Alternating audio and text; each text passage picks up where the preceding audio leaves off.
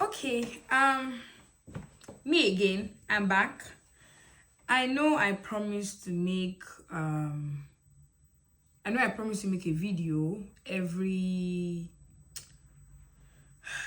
at the end of every semester, but again, that's why it's called a PhD, right? You never expect how much work you have to do, and even when you have time, you just want to rest, you just want to sleep, do other stuff with your life. So I have good news for us today. Basically, the good news is that I finally finished all of my PhD coursework. I'm finally done. And I cannot tell you how relieved this makes me. Having to combine a lot of coursework, having to do more coursework than normal because as an international student, so for example, you can't take online courses. And so what happens when you have online courses is that you have to take in-person courses with it so that you can remain in status. So on a normal day, like my American counterparts would not need to do those extra courses, but I would have to because I have to remain in status. I'm happy I'm finally done with coursework. I'm just going to run us through some of the courses I did. I know I told you all a bit about it in I think my previous video, but I'm just going to briefly talk about it. So in my first year, I did research methods. I did quantitative research methods 1. There was a colloquium course, basically like a research colloquium where people basically come and present their research and you attend.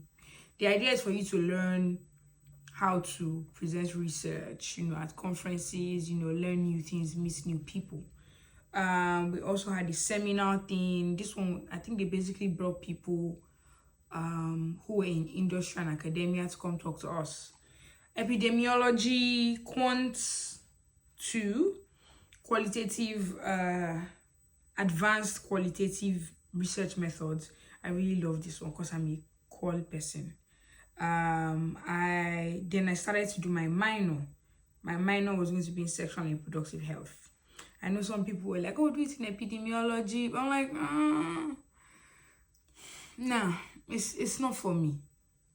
Because I know what I want to do with my career, right? And I don't think it's anything epidemiology related. So I did my first minor course, which was, I think, contemporary discoveries in sex or sexuality research. Then I did a theory course, basically theory, public health theories. Then I did the colloquium again. This was in second semester. And then I transferred 30 credits from my master's. And that's why I always say that one thing that would really help you go faster in your PhD is if you are in a school that accepts credit transfer. And again, I always say it, ask these questions before you apply. Do you accept credit transfer? Because that credit transfer can save you a whole year of your program. And then in my second year, so at the end of my first year, I had assembled my prescription committee. So what they do is they help you tell them what's your research interest is, and they help you design courses. So you have done all of this with your advisor, right? Then you have a prescription committee regarding that is your prescription committee has to be professors that work in the field you're interested in working with. Now, I was interested in working with African women, sex, sexual pleasure. So when I was going to do my committee assignment, I worked with my advisor. Again, work with your advisors, because it's important that you work with people that are on a good rapport, that have good rapport with your advisor.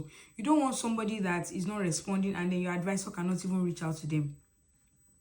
So I had a conversation with my advisor, and then she was like, okay, for this person, you should, for this area, consider these people, talk to them, check this person. So eventually I had 4 people.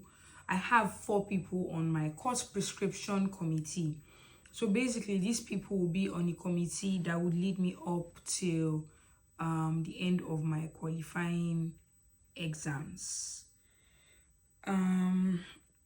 So in my second year, I took a race and culture course from the Department of African American Diaspora Studies. That course really opened my eyes to a lot of stuff. In fact, I would recommend it to every international student that comes into the US. Then I took a narrative inquiry course because I'm planning to use it for my dissertation. Then I took research evaluation. Then I took a pedagogy course because we're going to start teaching in second year. Prior to this, we only worked as graduate assistants or like research assistants or something in first year. But in second year, they basically, my department is really nice in the way that they teach you how to teach. They don't just expect you to start teaching. And then, I forgot to add that in my first year, I had a total of 54 credits.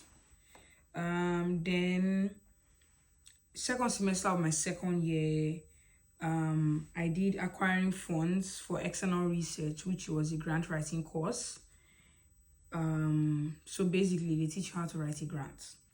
Then I took a second one, sexual and reproductive health. My second minor, sexual and reproductive health instructional methods. Now it's very similar to the pedagogy. Did I want to take it? No. But school rules, there are some I had to take it. It was basically very similar, the same with the pedagogy course. And then I had to do an independent research with my advisor here, because this was last January. I had to start working on my qualifying exams, the idea from that point. So, and then I also did what else did I do? I think so at this point I had, and then in summer, I took an independent research course. Apparently, I don't know why, in the first summer of the first year that I came, because we didn't register for coursework, because it's not necessary, because we work for the school, they were like, I think they reduced our pay. So they said because we didn't register for classes. So this year we knew better to register for classes. So we registered this summer. Last summer I registered for an independent research where I was working on my stuff, and then I was working with my advisor also, because that's how you get paid. Then I had thought that I would do my course in fall of third year, but my proposals got postponed. So in the first semester, which is fall of my third year, I did an independent research with my advisor. I did my third minor, population health determinants. Amazing course, amazing, chef's kiss. And then I took an SRH, sexual and reproductive health surveillance course, which was the fourth part of my minor. So in total, as at up till now, I did a total of 91 credits, which is very interesting because you basically need 90 credits to graduate. So 20 of those credits have to be dissertation credits, and then that's like after I become a candidate, and then 70 of them is the rest. But I already have 91 credits, so yeah. So there's one extra course that I would have done, but it would have sort of delayed my the timing of my dissertation proposal, it would have wasted my time. So I decided to drop it. So if I had taken that extra one course, it would have given me a certificate in sexual and reproductive health. But I chose my battles wisely this time around, and I just dropped it. So all of these courses basically brought me to the point where to the point of my qualifying exams. And how do I feel? Again, like I said, I'm relieved. I feel very, very relieved with the fact that I'm done. Because again, doing research and going to classes and teaching at the same time is not... it's a lot. It's a lot, because it's hard for you to focus on one thing because you have to do so many things at the same time. But from the point where I completed my coursework, and in like the 2 weeks after, that was the end of last year, I got so much done in those 2 weeks, more than I have gotten done in like 6 months. I got so much done. And anyways, aside from my, I think, first semester of my first year, I've always had the 4.0. I've always had a 4.0 in all of my semesters. So I think I'm only like a 3.98 or something now.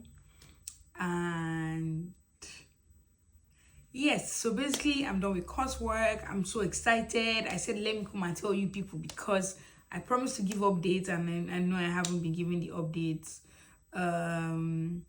So yes, see you later when I in my next video. I'll be talking about exciting things that have happened in the course of my PhD. So stay tuned. Bye. So yes, before you go, like this video, share it, subscribe to my account, and watch it again. Don't let me come to your house or appear to you in the dream. So yes, like, share, comment, subscribe, everything. Share with everybody. Thank you very much. Bye.